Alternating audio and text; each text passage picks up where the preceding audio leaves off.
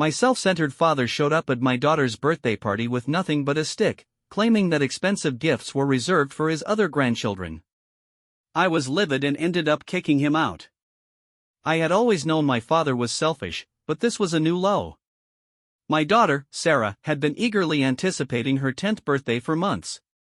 She had created a wish list that included a bicycle, art supplies, and maybe even a new dollhouse.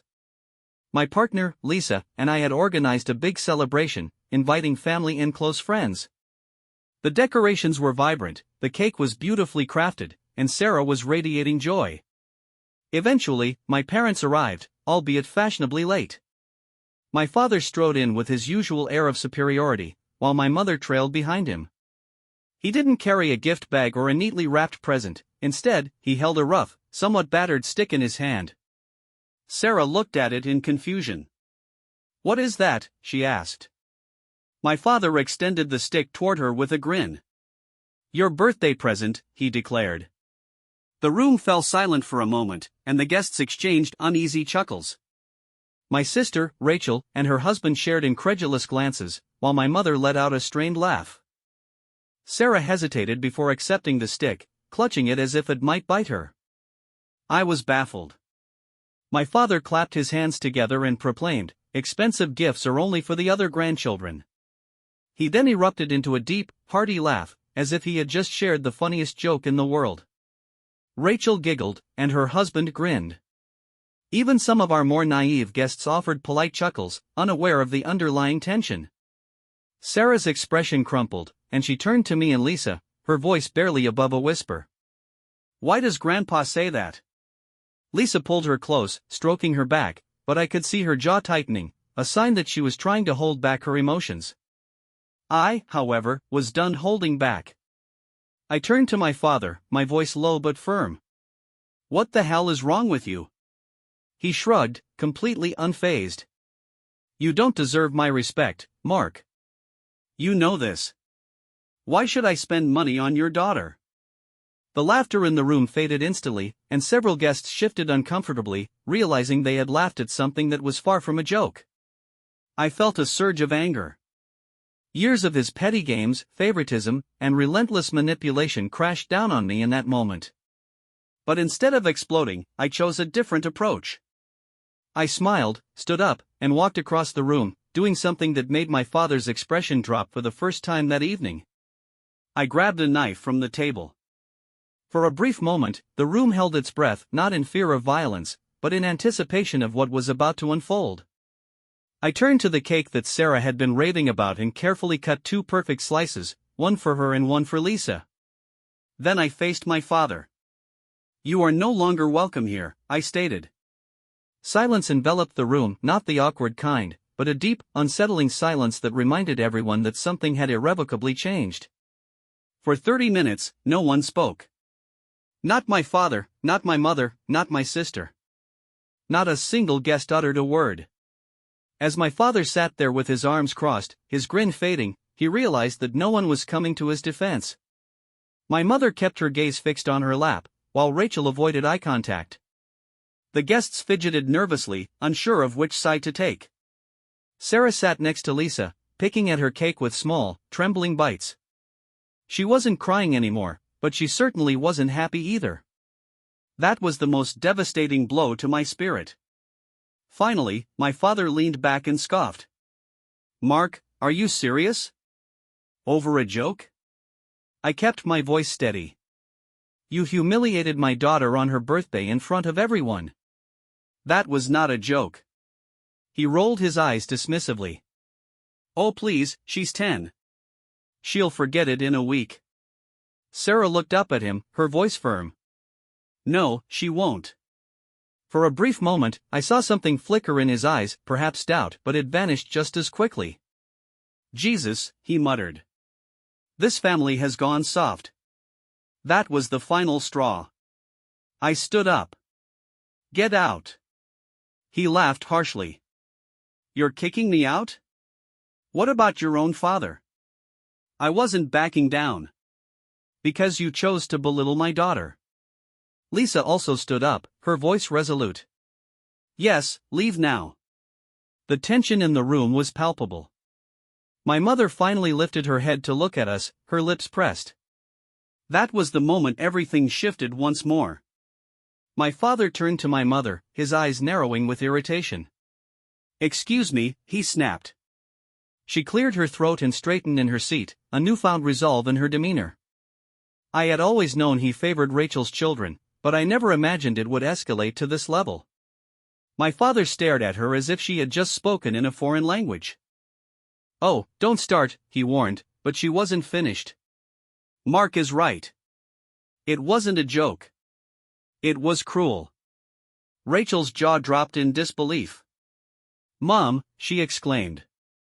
My mother sighed, her voice steady as she replied, "We should go." My father let out a hollow laugh. "You're actually on his side?" he asked incredulously. She didn't confirm or deny it, instead, she picked up her purse and avoided his gaze. For the first time in my life, my father was left speechless. And that was just the beginning. I didn't give him a chance to argue. "Both of you get out. Now." My mother showed no resistance.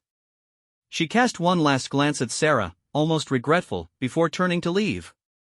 In stark contrast, my father lingered, scanning the room as if he expected anyone, to come to his aid. When no one did, his face contorted with rage. "You're a joke, Mark," he sneered. "A week's little joke," I shot back, my voice icy. He let out a dry laugh and shook his head. "Fine, but don't come crawling back when you realize you can't cut me out of your life." I opened the door for him without uttering another word. My mother stepped out first, and he followed. Just before crossing the threshold, he turned one last time to look at Rachel. "Are you coming?" Rachel hesitated, glancing between me and Lisa. Then I looked at Sarah, who was still clutching that ridiculous stick, unsure of what to do with it. With a sigh, Rachel stood up. "Yeah, I'm coming." Of course, she would. She grabbed her husband's arm, and they followed my parents out. The door closed behind them, and for a few seconds, no one moved. The guests were frozen, waiting for some sort of cue on what to do next. But there was nothing to say, nothing to do. Sarah broke down, tears streaming down her face as she buried her head in Lisa's stomach. Lisa knelt beside her, whispering soothing words and rubbing her back. I crouched down next to them, placing a hand on Sarah's shoulder. "Honey," I said gently, "it's okay." Through her sobs, she asked, "Why does Grandpa hate me?" Lisa closed her eyes and took a deep breath, trying to steady herself. I clenched my fists, forcing my voice to remain calm. "He doesn't hate you. He just doesn't know how to be a good person." She sniffled, her eyes wide with confusion. "But he's nice to Rachel's kids." I swallowed hard, the lump in my throat making it difficult to speak. "I know, sweetheart, and it's not fair. But listen to me, we love you more than anything. You don't need him to be happy." She wiped her nose on her sleeve, her expression still forlorn. "But my party is ruined." That hurt the most because she was right. The atmosphere in the room was heavy. No one was laughing, no one was celebrating. Guests shifted awkwardly, some making quick excuses to leave. What was supposed to be a perfect birthday party had turned into a disaster. Lisa and I did our best to lighten the mood, but the damage had been done. The candles on the cake had already melted, and the presents felt pointless now. Sarah attempted to smile, trying to act as if everything was fine, but it was clear she wasn't okay. That's when I made my decision, this was not over. I wasn't going to let my father walk away thinking he had one. He thought he could humiliate my daughter and get away with it. No, I was about to make him regret it. If he wanted to play cruel games, then fine, I would play too, but I would do it smartly. Revenge was on the horizon, and he wouldn't see it coming until it was too late. My father had always valued control. He built his life around it, manipulating my mother, my sister, and most importantly, trying to control me. But no matter how hard he tried, he could never take control of my business. I had started from nothing, long hours, endless sacrifices, pushing through every setback. When my business finally took off, my father had the audacity to claim credit. He never invested a dollar, never offered guidance, never was now a shade of pale, and I could see the storm brewing within him. Then, the tempest struck. He arrived at my office unannounced, brushing past my secretary as if he owned the place. "Mark," he exclaimed, his voice rising in anger. "What the hell is going on?" I leaned back in my chair, feigning relaxation. "I don't know what you're talking about," I replied coolly. His face was already turning crimson. "I called the bank today, and they won't give me any information. I contacted your board of directors, and suddenly I'm not welcome at their meetings. What the hell are you playing at?" I shrugged, maintaining my composure. "You stated I didn't deserve your respect, so why should you be involved in my business?" His jaw clenched tightly. "I built it with you," he shouted, his voice rising. I couldn't help but laugh. "No, you didn't build it. I built it. You just want to act like you did."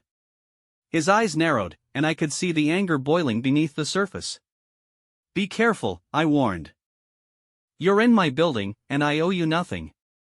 For the first time in his life, my father appeared lost. I could see it in his eyes.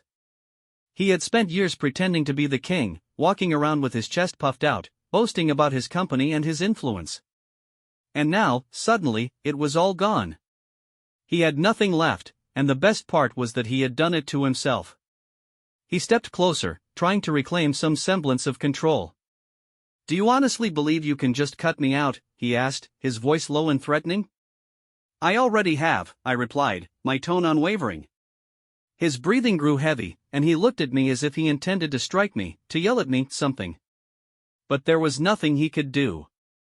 No leverage, no power. I could almost see his ego crumbling before my eyes. "You'll regret this," he eventually shouted, his voice trembling with rage. "You need me?" I smiled, a sense of satisfaction washing over me. "No, Father, I never did." Then I picked up the phone and called security. They didn't even need to touch him. The moment I pressed the button on my desk, two tall, broad-shouldered men entered my office. My father took one look at them and realized how pitiful he must have appeared, an elderly man throwing a tantrum in a place where he had no authority. "Are you serious?" he hissed, disbelief etched on his face. I tilted my head, enjoying the moment. "Do you think you can come in here and make demands? This is not your house. This is not your business. You have no authority here, and you never did." He scoffed and shook his head, but I noticed his hands tense at his sides. He was unraveling. "You think you're untouchable," he whispered to himself, more than to me. "But, son, let me remind you that I am still your father. You don't get to erase me simply because you're having a meltdown." I smiled wider. "I already have, and believe me, Dad, it feels wonderful." Just then, the office door opened again, and my mother stepped inside. She wasn't supposed to be there. I hadn't spoken to her since the party, and I certainly hadn't invited her. But there she was, standing in the doorway, staring between me and my father with an expression I couldn't quite place. "Howard," she murmured quietly to my father, "come with me." His gaze shifted to hers, and his rage quickly morphed into confusion. "What are you doing here?" he demanded. She took a deep breath and glanced at me. "Mark, can we talk alone?" I paused, then nodded to the guards. "Give us the room." They stepped out and closed the door behind them, leaving just the three of us. "Mom, whatever you're about to say," I began, but she raised her hand to stop me. "I know you're angry," she said, her voice steady. "And I don't blame you. What your father did was wrong. I should have stopped him long ago." My father's head snapped toward her. "Barbara, what the hell?" he shouted, but she ignored him. "You have to listen to me," she continued, turning her attention back to me. I crossed my arms, intrigued.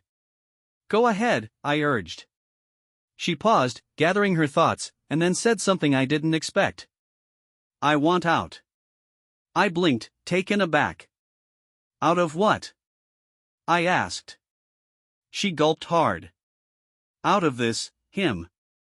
The life I'd been stuck in for decades." My father had faded to an unhealthy pallor. He glanced between my mother and me, as if he couldn't comprehend what was happening. Are you serious? He asked in hushed tones. Are you truly abandoning me? My mother nodded, her hands resting at her sides. Yes, Howard, I am. His breathing became irregular, panic creeping into his voice. Now you're making a mistake. Do you think he will take care of you? Do you think Mark will save you? He let out a sour laugh. Newsflash, Barbara, you walk out on me, and you get nothing. I tilted my head, a smirk forming on my lips. Are you certain about that? He scoffed, his expression incredulous. What the hell does that mean? I leaned forward, drumming my fingertips against the desk. You've never taken care of the finances, Dad. You never bothered. Mom did. You just barked orders and assumed you had complete control. His gaze darted to her.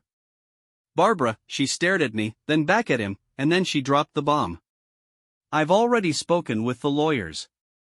I own everything in my name, including half of the house and half of the funds. Considering how much I've endured over the years, I'm going after more. My father opened his mouth, but no words came out. I smiled, relishing the moment. Oh, and since you like to pretend that my business was your business, I had my legal team do some digging. He tensed, his eyes narrowing. Turns out you took out loans in your name, assuming I'd cover them with company funds. His breath caught in his throat. What happens if the loans aren't paid? I continued, enjoying the shift in power. The bank doesn't come for me.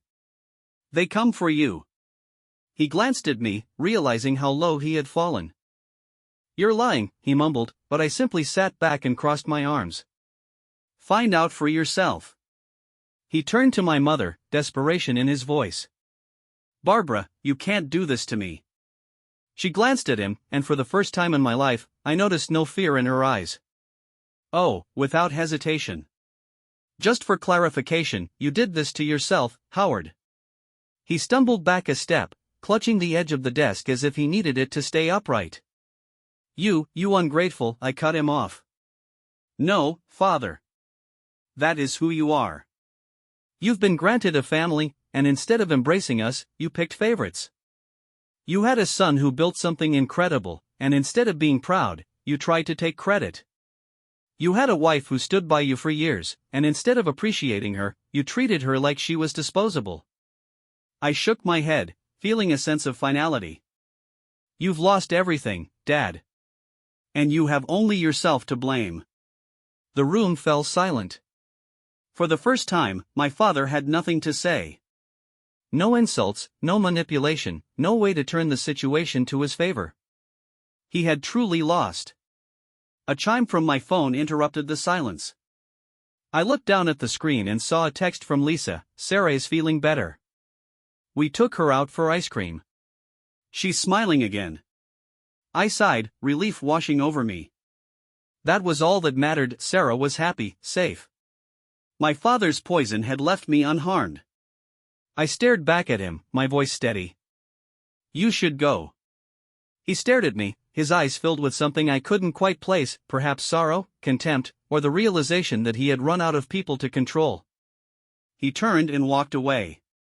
My mother lingered for a moment longer, staring at me with gratitude. Thank you, she replied quietly. For what? I asked. For reminding me that I still have a choice. Then she departed too. My father was suddenly absent from my life. I won't lie and say it didn't feel good, it did. It felt right.